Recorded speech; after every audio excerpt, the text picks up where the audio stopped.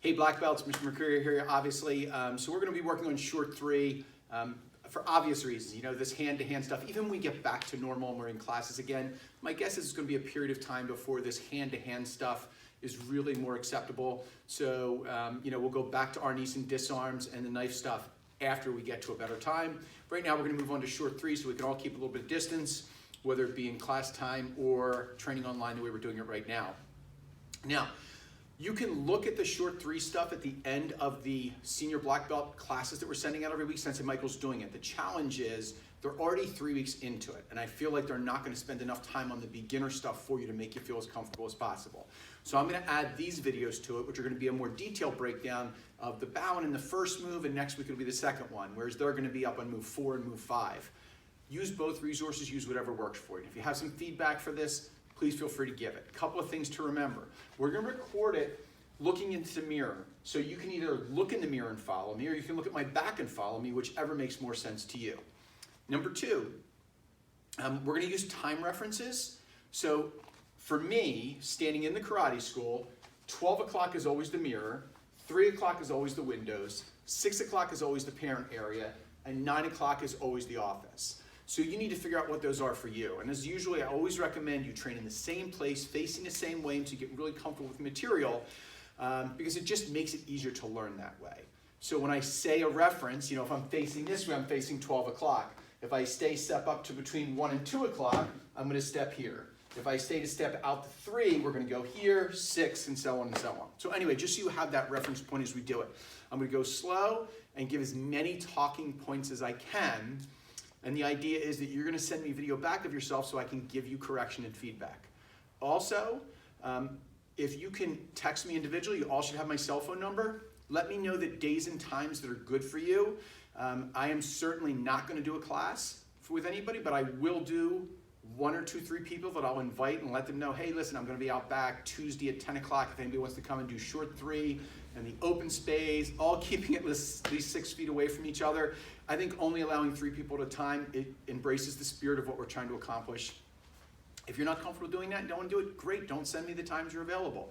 If you'd like to do it, send me the times that you're available, day and times, and I'll try to work everybody into the schedule over the next week or 2 weeks as best I can, you know, to help out and accommodate. So that's it. So we're going to go into short three. Short three is a traditional Kempo form. It's got a lot of great Parker nuances in it from real solid self-defense philosophies that we're going to share with you as we go through it. So we're going to start out facing 12 o'clock. We'll come to attention, Kempo Kata, short three.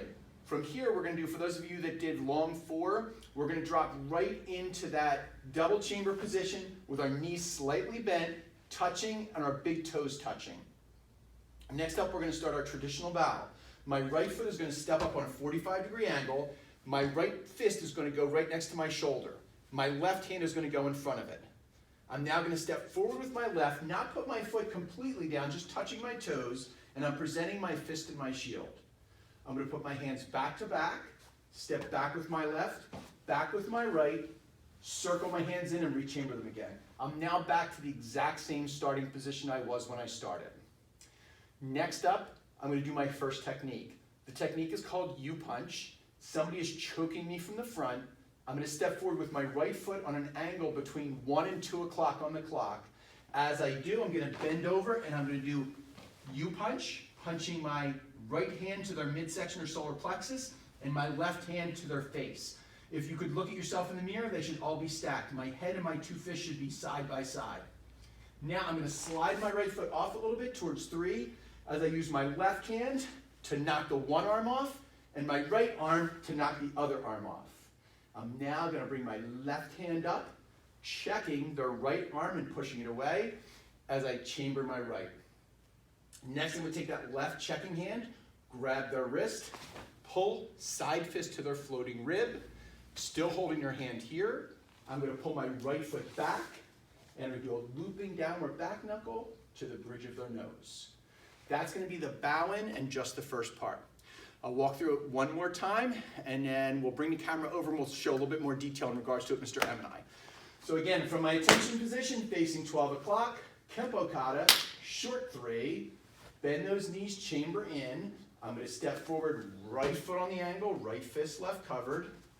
present, hands go back to back, step back, chamber, and I'm back to my starting position. Right foot is going to step between 1 and 2 as I do a double punch. Slide my right foot off a little bit and lift my head up. Left arm comes down, right arm comes up.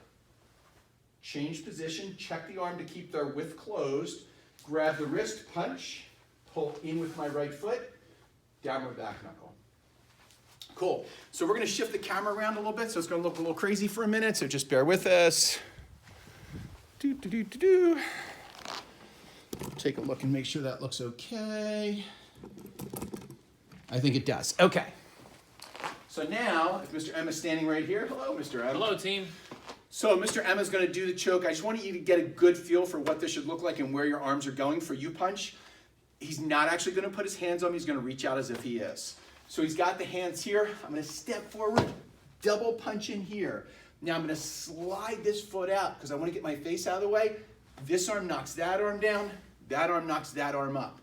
This hand's going to come up, preventing him from opening back up again. So I'm controlling his width. If I control his width, I can keep him from using his weapons.